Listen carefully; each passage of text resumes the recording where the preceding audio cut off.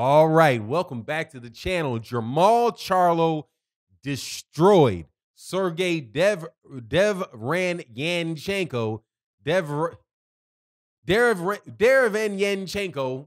I'm killing them names. Destroys him this weekend in a fight, defending his WBC title.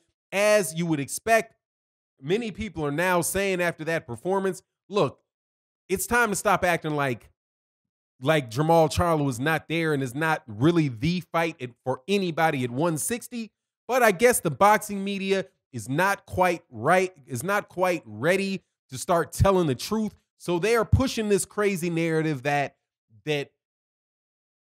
Jermall Charlo is getting too much credit for his win over Sergiy Derevyanchenko. And of course, you know what that is. That is just licensed to duck Jermall Charlo even more. Let's talk about that in this video.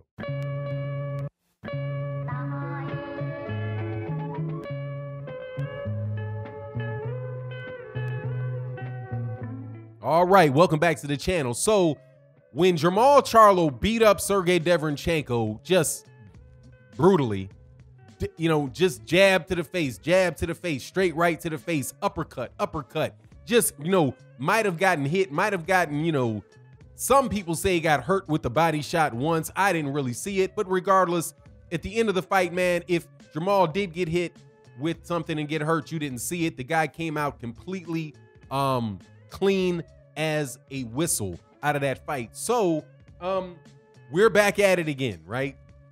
Which is, how are the mainstream media, the Canelo Alvarez protectors, the Gennady Golovkin protectors, how are they going to make this? How are they going to cover this in a way that makes Jermall Charlo seem irrelevant, make him seem unproven, make him seem unworthy for a fight against Canelo Alvarez or Gennady Golovkin? How are they going to go about doing it this time? Because they've been doing it for years. See, in boxing, it's not enough for you to be a lifelong fan of the sport of boxing or a fighter, right? Somebody that's participated in the sport for their whole life.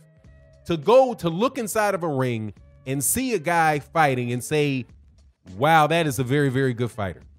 Yeah, he just knocked out this guy, Hogan, made him flip over head over heels. Yeah, he beat Korobov, and Korobov was a late-minute replacement in a very difficult, awkward southpaw.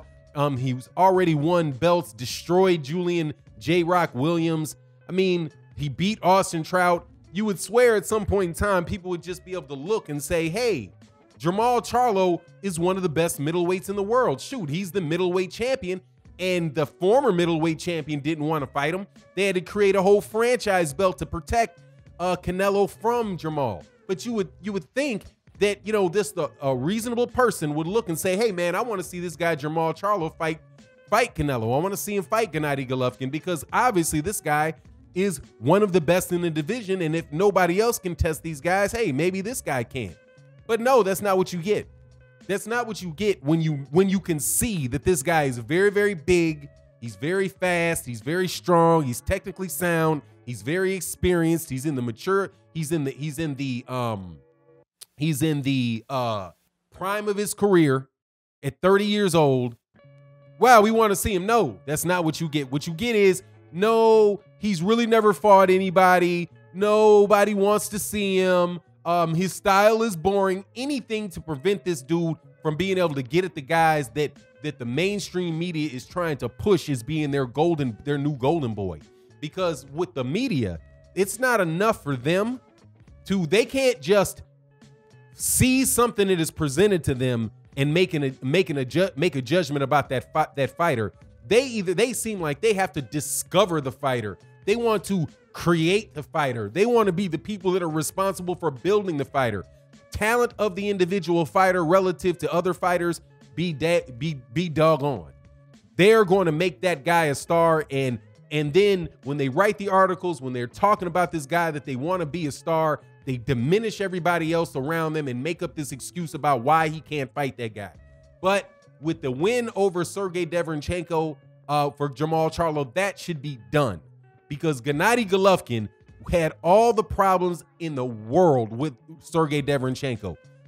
Daniel Jacobs beat Sergiy Derevyanchenko, but he didn't beat Sergiy Derevyanchenko like Jermall Charlo beat Sergiy Derevyanchenko. Dude, Sergiy, if it wasn't for the tremendous chin that Sergiy Derevyanchenko had, man, that dude should have been knocked out. He got knocked silly multiple times, and the fight wasn't close. However, what does the media do with it? They say, well, you're giving him too much credit because he barely, and this is something that Dougie Fisher, if you want to know who the media person is I'm talking about, this was something that was signed off on and retweeted by the what do you call the guy, the publisher, not the publisher, he's the editor for Ring Magazine. And the statement that he retweeted and thumbed up and said, yeah, always, was that Jermall Charlo only beat Derevyanchenko slightly better than Gennady Golovkin, than a 37-year-old Gennady Golovkin did. As if, oh, well, if Gennady Golovkin was younger, Gennady Golovkin would have done better against Sergiy Derevyanchenko. Well, guess what? He's not younger, and he didn't do better than Sergiy Derevyanchenko, and it wasn't slightly better than Sergiy Derevyanchenko. Sergiy Derevyanchenko was getting whooped so bad that his corner really could have stopped that fight in the 11th because it was just not close. He was swinging back and all that good stuff, but the fight was just not close. Both of his eyes were almost completely shut. He had a massive gash over his eye. The dude was getting hit clean on the inside, the outside. He caused Jermall Charlo almost no problem whatsoever, but somehow, some way, he only did it slightly better than Gennady Golovkin. Also, since when do you get credit for being old? The fact that he's 37 is, hey, Gennady Golovkin's 37. That's how old he is. You don't give him brownie points. You want to give him extra credit because he's older, right? Because you're saying, well, we're going to give less credit. You need to give less credit to Jermall because Jermall was younger and he only did slightly better. That slightly nonsense is ridiculous, but he's younger than Gennady Golovkin. Dude, you're talking about how good the fighter is and whether they're in or out of their prime matters. We're not talking about an old Jermall Charlo. We're talking about a prime Jermall Charlo. And guess what? You can't press some magic button and make Gennady Golovkin younger. He was 37 when that fight happened. He's going to be 30. He might be 39 before the next time that he fights. Okay? And he's not getting any younger. So if he's the IBF champion, he still's got to fight the best competition.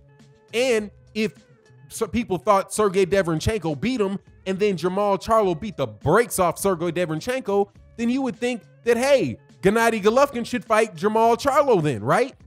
You think there's going to be any echoes or any talk about Gennady Golovkin having to defend that IBF belt against the WBA champion? But then let's talk about Canelo in this phony baloney march up weight classes. Now you're seeing why for me specifically, why I gave no credit to him jumping around weight classes and go from 160 to 168 to 175.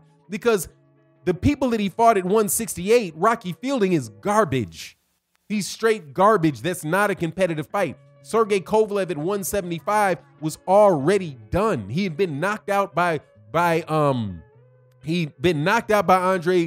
Ward. He'd been knocked out by Ileander Alvarez, and he looked like he was about to get knocked out by a dang near novice, Anthony Yard out of the UK in the fight before. So you see he moved those weight classes, but did he fight the best guy? No, because he didn't fight Jermall Charlo at 160. Just think about this, man. Think about if there was a guy that was fighting at 140 pounds with Terrence Crawford, right? But he doesn't fight Terrence Crawford. He moves up to 140 pounds, or he moves up to 147 pounds, and he wins a belt off of Jeff Horn. And then he moves up to 154 pounds, and he wins a belt off of Teixeira. And then you swear, oh, well, hey, this guy is better than Terrence because he didn't fight him at 130. He didn't fight Terrence at 140. But, so what? Look at the weight classes he moved up. Man, if that dude might have fought Terrence Crawford, he might have got beaten at 140. Just because you can beat anybody at a higher weight class doesn't mean you can beat everybody in the weight class that you're coming from. And that is what you see with Canelo Alvarez. It is time for this dude to fight Jermall Charlo, and it's no other questions about it. all these other fights, this should he fight Billy Joe Saunders and Callum Smith and all that, man, don't nobody care about that. Those guys are not that level of fighter. We now see who is that level of fighter, and the guy that's that level of fighter is Jermall Charlo. Time to make the fight, and definitely with these media dudes. Look, I know that you need the promoters and all that stuff, guys, to give you access, but at a certain point in time, man, have some integrity about the sport, okay? It's time for Jermall Charlo has been ready to get a fight with Canelo Alvarez. Canelo Alvarez and he are the same age, and they were in 154 pounds together 5 years ago. He could have fought Jermall Charlo at 154 pounds. He ducked him at 160 pounds. If Jermall moves up to 168 pounds, guess what? It's just going to get worse because Jermall Charlo is going to be strong at 168. He looks monstrous at 160. Man, look, this is just ridiculous. Make the fight and no more excuses out of these people. You let me know what you think in the comment section. And with that, I'm out. Peace.